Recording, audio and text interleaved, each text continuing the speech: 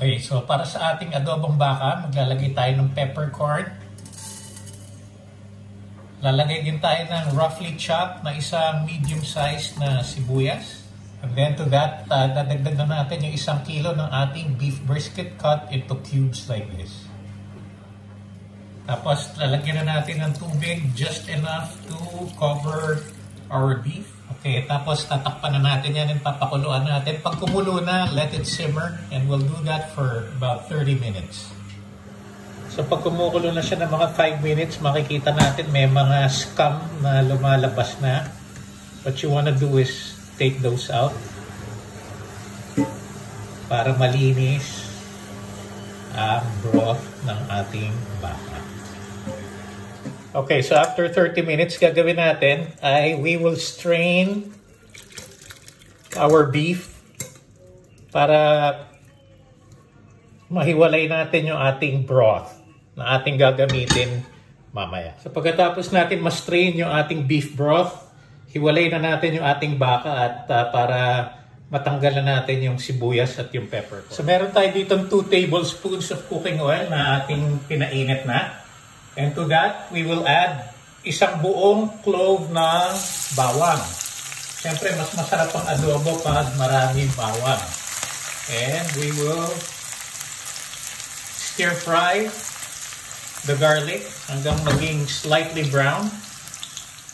Okay, so slightly brown na yung ating bawang. Pwede na natin idagdag yung ating baka na ating pinakuluan kanina.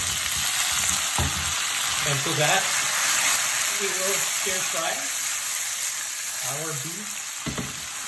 After a minute, idadagdag na natin yung ating 1/4 cup ng soy sauce.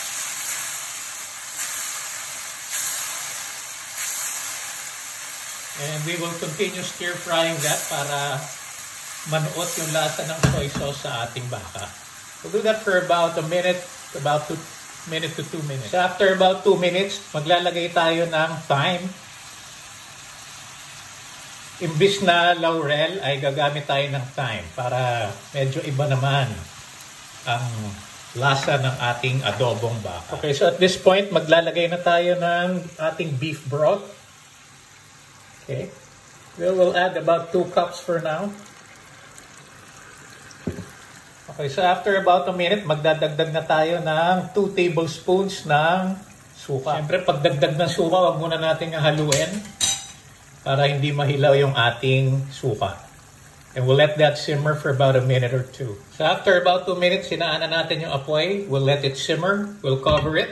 Then we'll be right back after about 45 minutes. So after about 15 minutes, chinek natin. Medyo matigas pa yung ating baka. So nagdagdag pa tayo ng about a cup ng ating natirang beef broth dito na ating ni-reserve hanggang lumambot yung ating baka. So tatakpan natin ulit and we will continue to simmer the beef. So habang nagpapakulo tayo, gagawin natin, medyo babawasan na natin ng sebo yung ating adobo para maging healthy naman kahit papano, di ba?